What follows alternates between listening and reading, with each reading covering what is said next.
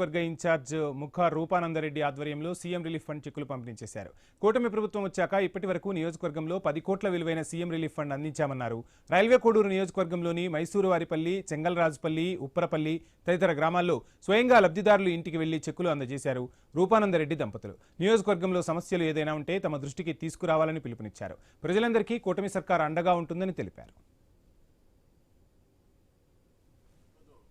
ప్రియతమ ముఖ్యమంత్రి నారా చంద్రబాబు నాయుడు గారు, మన డిప్యూటీ ముఖ్యమంత్రి పవన్ కళ్యాణ్ గారు వీళ్ళందరి సహకారంతో సీఎం రిలీఫ్ ఫండ్ చెక్స్ ఇవ్వడం జరుగుతుంది. రైల్వే కోడూరు నియోజకవర్గంలో ఇప్పటి వరకు ఈ 1.5 year నుంచి దాదాపు 10 కోట్ల వరకు మన కోడూరు ప్రజలకు ఇవ్వడం జరిగింది సీఎం రిలీఫ్ ఫండ్ చెక్స్.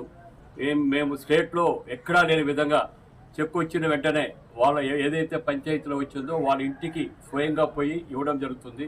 పార్టీకి కూడా మంచి పేరు వస్తుంది, ఇక్కడ నాయకత్వానికి కూడా మంచి పేరు వస్తుంది. వాళ్లకు ఎవరైతే చెక్కు తీసుకుంటున్నారో వాళ్ళకు కూడా మంచి సాటిస్ఫాక్షన్ ఉంటుంది. చూడు మన ఇంటికి వచ్చి ఇచ్చారనే ఉద్దేశంతో అందుకని ఈ కాన్సెప్ట్ స్టేట్లో ఎక్కడా లేదు. మొట్టమొదటి